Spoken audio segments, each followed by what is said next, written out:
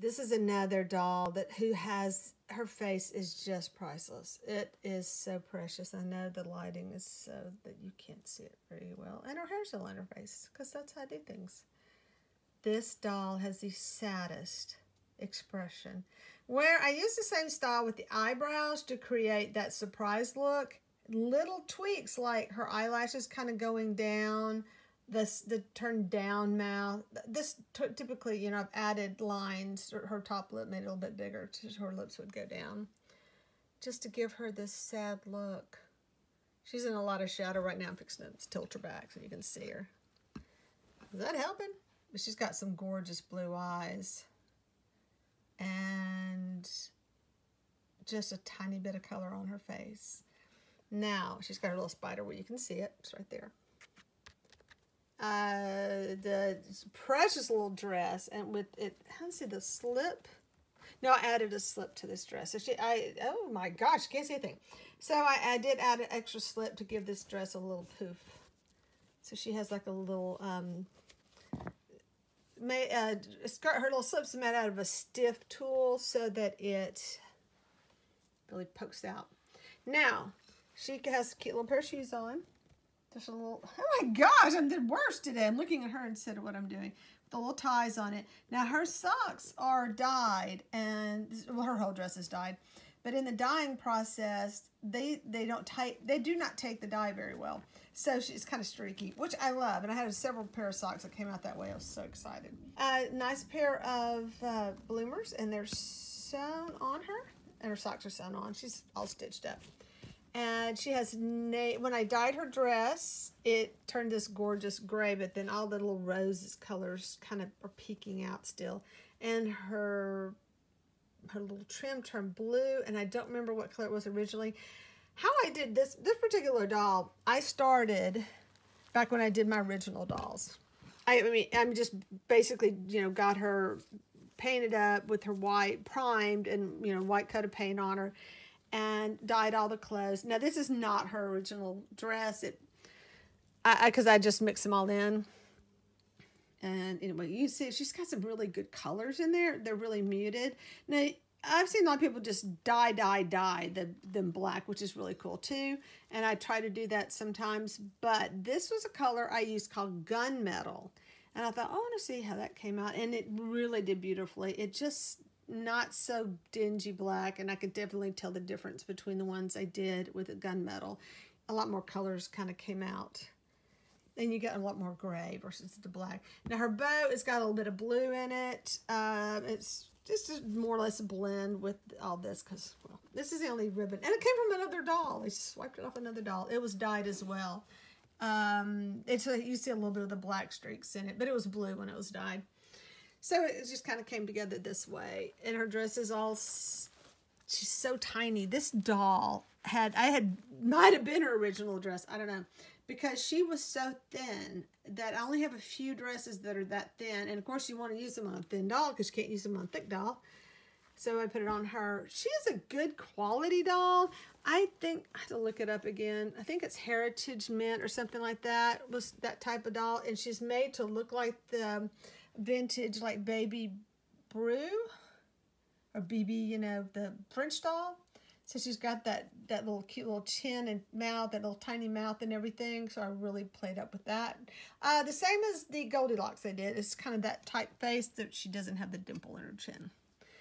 So what I love about her is, other than a million things, is that her arms do bend easily. And she's got nice arms. And she's got like this much is porcelain. Oh, I get my video. I was looking at what I was doing. About this much of her arm is the porcelain, so it's like a half arm. Sometimes they're like really short, but she's got a little extra. But it's right there. You can be careful not to break her, but her wire is flexible enough that you can bend her little arms. Sometimes they do not bend. The wire's really firm and it doesn't want to give. But she can be posed in these kind of very sad poses. Anyway, her hair. Let me tell you the story. I have one batch of very expensive Tibetan lamb hair. It's a big piece. And out of that, I rarely use it because it was so expensive. Wow, I just saw she, no, it's all long. She's got a lot of long hairs. Okay. She's got fuzz in her hair. And still has fuzz in her hair. This hair is super curly or kinky or whatever you want to call it, but it has a lot of texture, which is why it was a better quality hair. And I bought a pretty nice size piece of it, and I paid a lot of money for it.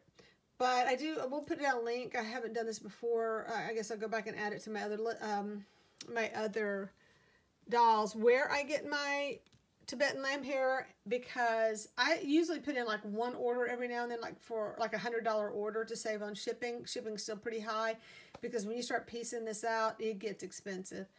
So that's how I save some money, is by putting together a big order. Anyway, she, you know, I'm pricing her like I do everybody else, because I guess I put the same amount of hard work into her as I did everybody else. But I love her so much. I really do. There's so many good qualities about this doll, in that she's posable. She's so petite. Now she's right under 16 inches, so she's a typical size. But because her little face is so small, and her well, same size hands as most dolls and feet, and her little waist is small, you just see this overall petite little girl. Let me grab. This is a pretty standard size doll sitting there. I'm standing up. He's getting some work done. He hasn't been dyed yet. Oops, well, it would help if I don't put her in the back. Put him in the back. But you can see the face sizes and how her face is actually smaller than his. It's a little narrower. His is kind of pudgy. But I did, in finding this doll to do for a boy, I do look for boys with a more defined line for a jaw. And then I kind of make it look even more defined with my stuff. Here you go. You'll be like little brother and sister. I'm not finished with him because I do want to dye him. And, you know, and you look at him and you go, why? Why would you dye him? Because they do this, looks so much better. But even if I don't, I may shoot a picture and send it to one of my collectors to see if she doesn't want him dyed, because she has bought some from me that weren't dyed. But their clothes were all scrubbed up anyway. It was, I used some hobo clown clothes to remake a little outfit. And I did a little dyeing on that now that I think about it. But anyway, let's see if she likes him. So, I don't know what to say. Other than, she's adorable. I mean, she really is. And she should be one of those that I contact one of my collectors and say, hey, this needs to go with the other babies. Because I have people who have 2 or 3, somebody has more. Thank goodness, because that's what keeps me motivated. When I know that there's people who don't just want one as a fluke. They want it because they want them because they're made by me. And that makes me feel good. But anyway, she's just, I will miss her terribly. I have had a few, and I love them. I love my dolls. But some just stand out to me, and they're very special. And this one, just her face, when I got through with it, I went, that's it. That's just the best face. Anyway, overall cuteness. So I'm just going to add this to my other video. I know now why my video was so dark. One of my lights was not on and downstairs. It had just, like, the power or something knocked it out. Anyway, it's back on now, and I can see. So now she's not disappearing. That means I have to go, oops, sorry. I gotta go video another doll. Anyway, she's just so precious. One thing I do want to say about her is, as I was doing her shiny part of her eyes, a piece of hair got caught in it. Let me see if I can get it. And you can see, I don't know, you can see that little glint. So she got like a little bubble or scratch in her eye from where the hair, when I pulled the hair out, went, oops, it was stuck to her eye. Just one tiny strand. So I've repaired it, but it's not like it's perfect as I wish it was. But there's really nothing I can do.